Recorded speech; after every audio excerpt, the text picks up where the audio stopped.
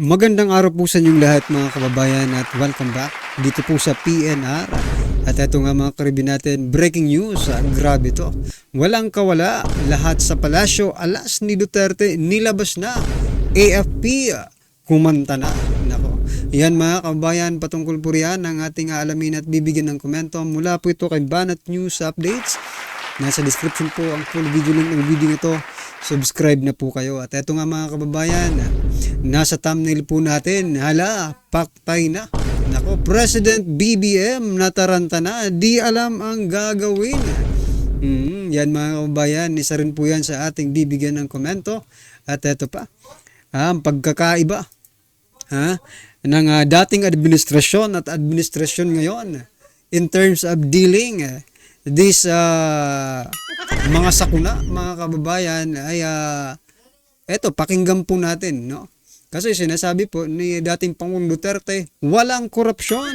Pero bakit ngayon sa administrasyong ito hindi na, no?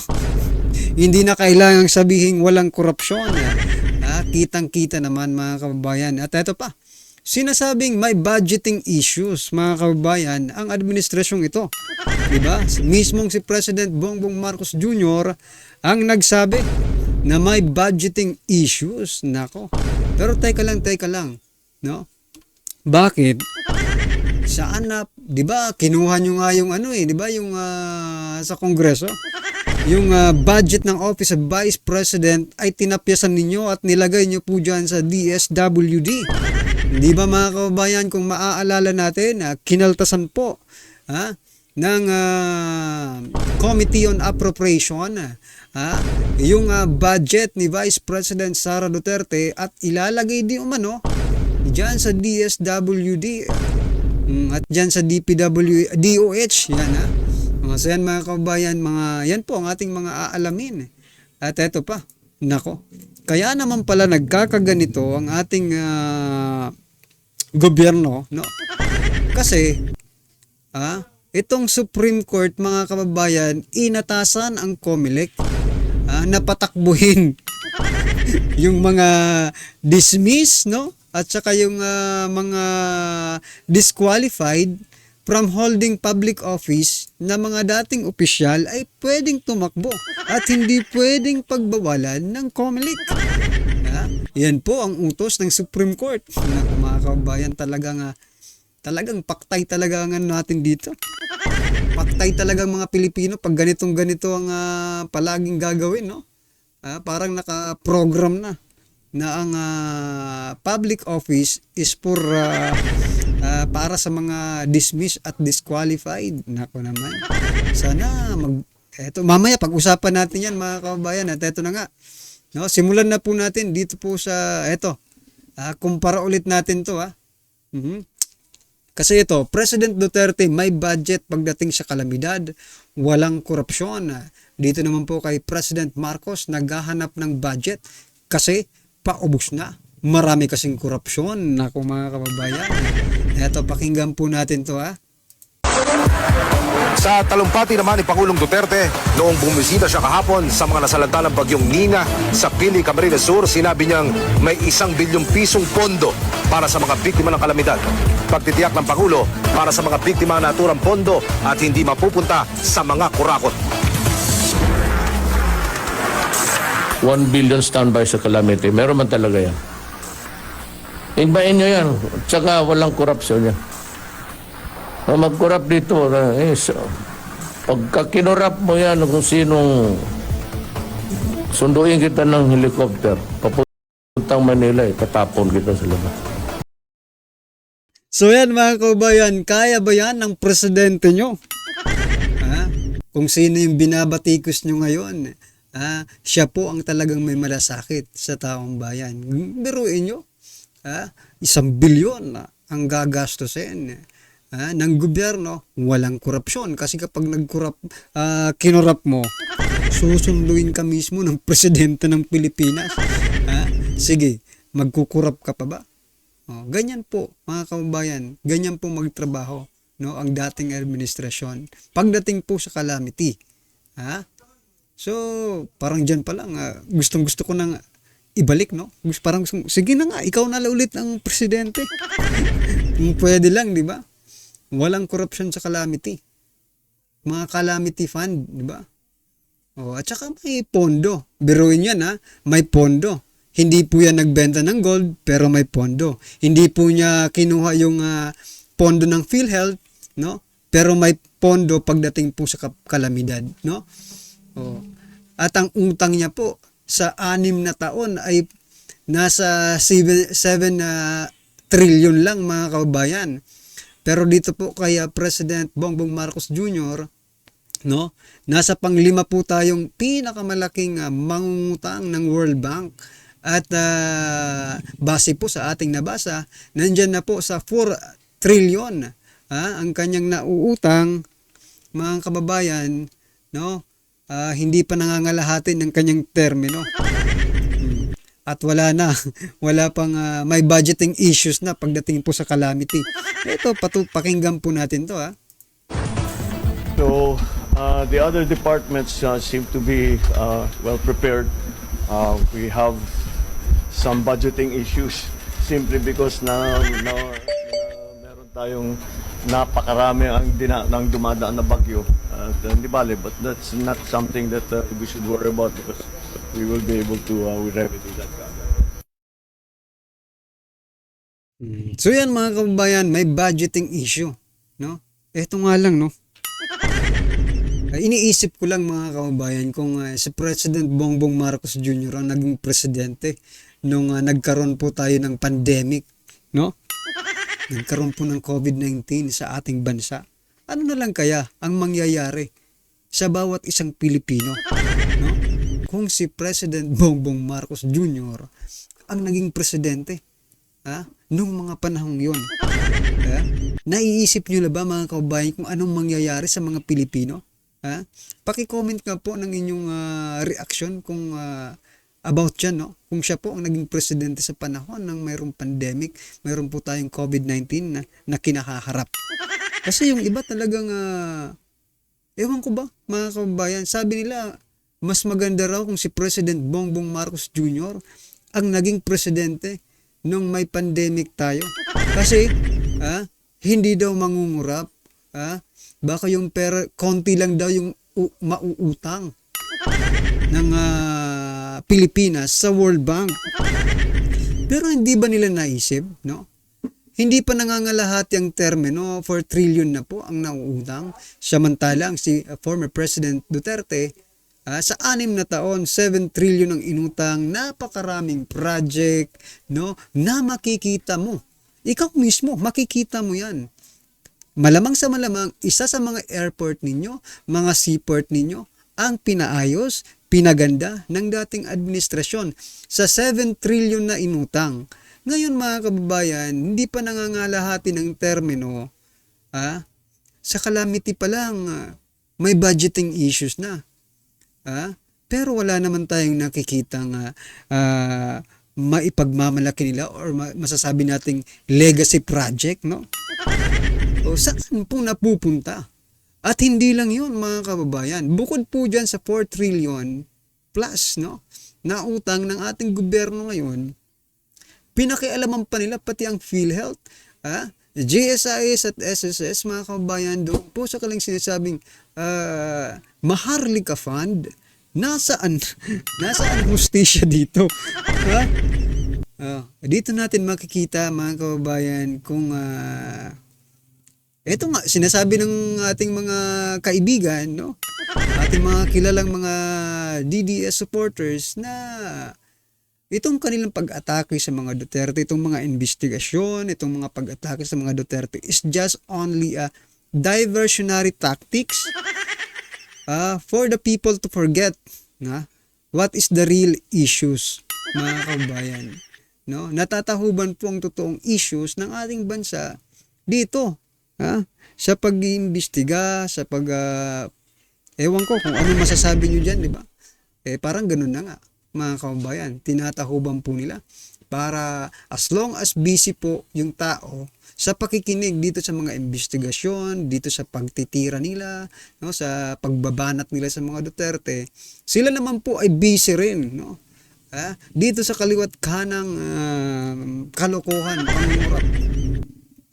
Well, anyway mga kababayan, ano po ang inyong reaction dyan? At eto nga, President Bongbong Marcos Jr.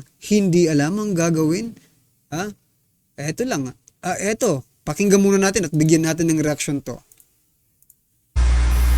Sir, if I may, I just got a call from Congressman El Rey. Out of 600 barangays in Naga, 300 are fully submerged, 1,000 fully submerged, unpassable by cars, and they are in urgent need of rubber boats and 6x6 trucks to evacuate people. And it's just beginning, so So, dyan pa lang mga kababayan is just a beginning. Meaning, hindi po sila nakapag-prepare, no? Na mga ganitong mga pang-rescue, no? Hindi po sila nakapaghanda bago pa man dumating yung bagyo. Kasi, di ba? Kung nakahanda po sila, pag-deploy na lang yan. Kahit hindi na utusan, na yan eh. Magkukusa na lang magtatrabaho ang mga yan once na nakita nila na pataas na yung tubig, di ba? Kaso nga, mga kababayan, eto, nangangailangan pa lang ng rubber boats at 6x6 trucks. Di ba? Ibig sabihin, hindi po nila napaghandaan yung calamity, yung pagbaha, sinasabi niyang flooding, di ba? Yan po ang nakikita ko base po doon sa sinasabi ni DILG Secretary John Vic Remulla, di ba? Na sir, kailangan natin ng Ibig sabihin ngayon pa lang, di ba? Ngayon pa lang nila ihahanda, di ba? Kasi kung nakahanda na, dapat ang sinabi po ni DILG Secretary John Vic Remulla, sir, I already deployed, no, rubber boats and 6x6 trucks, no, to rescue our kababayans there in Bicol, no? Camarines Sur ba yun? Or kung saan man yun. Doesn't matter kung saan yun, mga kababayan. Ang importante, dapat naging handa po sila. And base po sa kanilang conversation, and I think, no? Yun din ang iniisip mo ngayon na nanonood ka, hindi po talaga sila nakapaghanda. Ito, panoorin natin. Well, for them, in Kamsur, medyo paalis na. medyo Yes, sir. na. Pero So, for the rest of Luzon, yes, it's not yet even quite begun yet. that's right. So, sila yung nauna.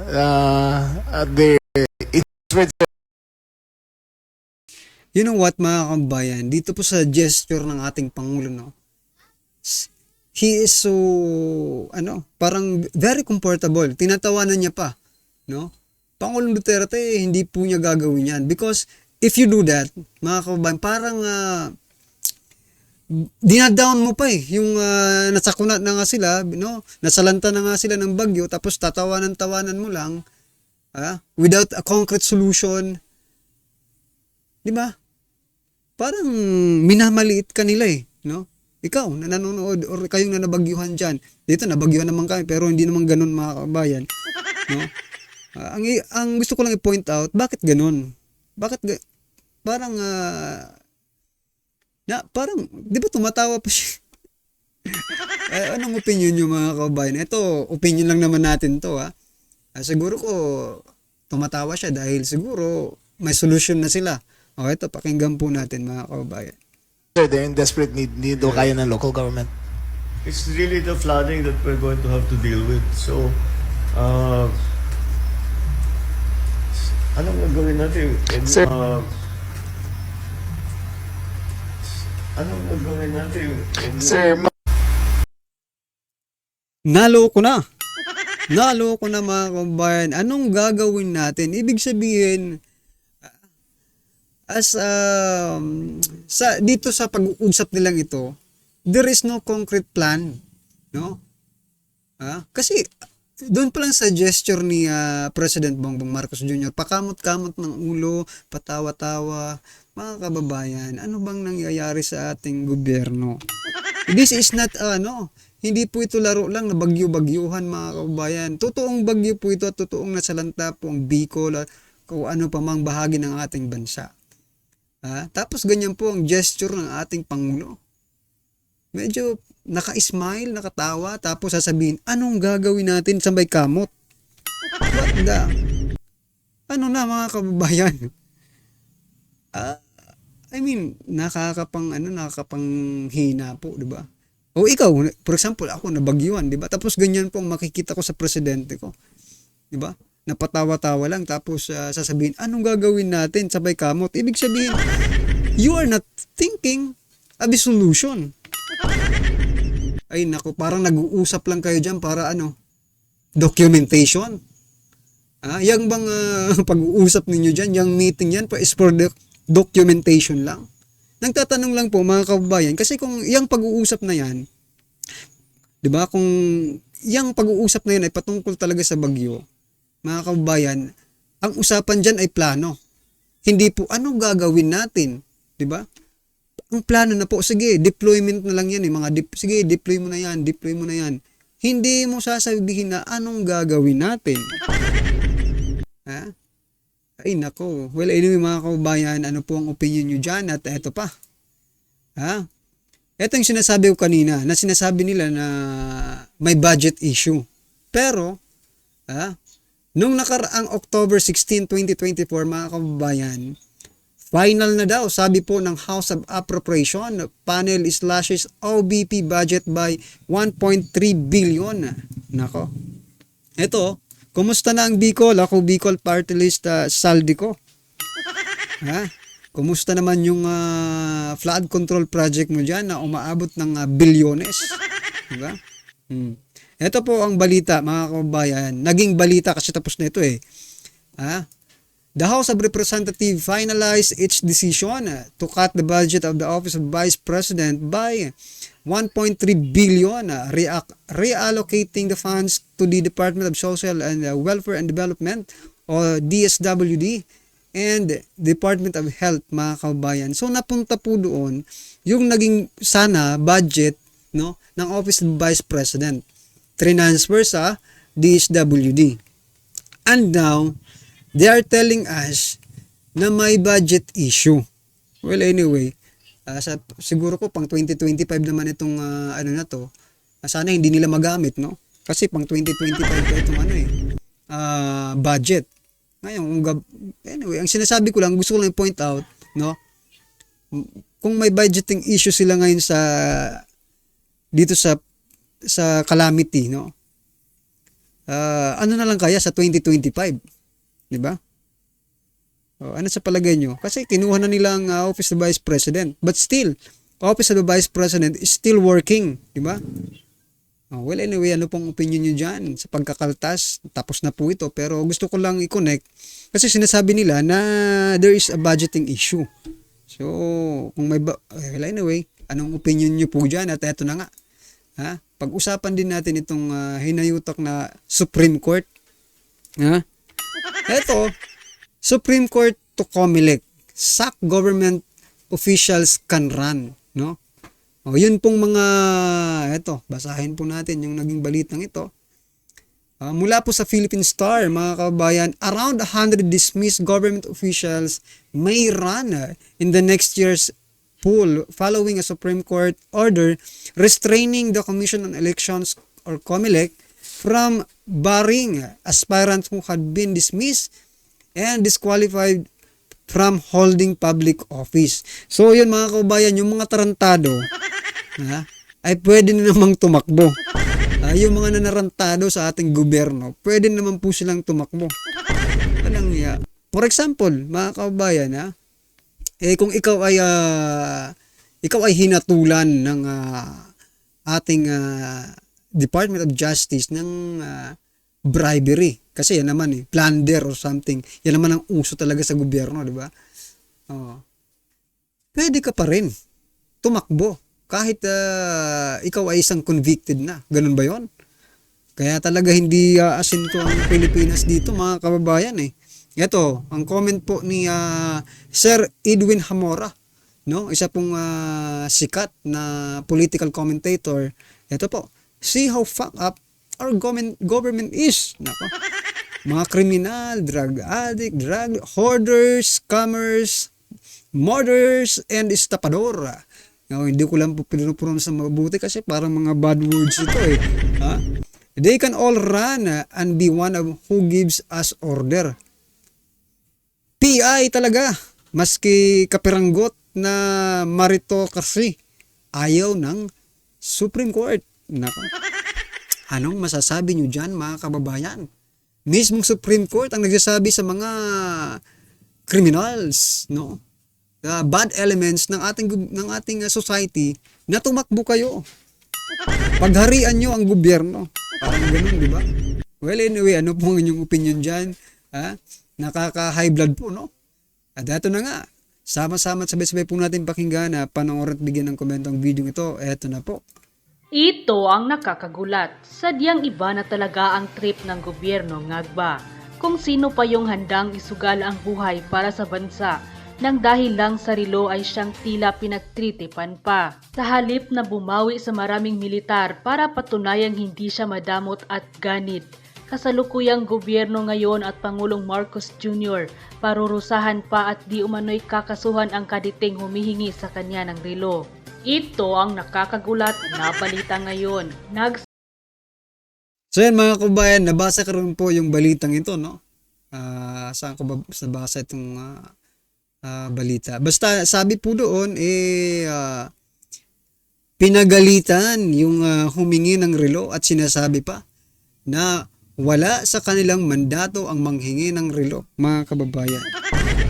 So, well, anyway, ano kaya ang mangyayari doon sa sundalo? Sa bagong graduate na sundalo, no?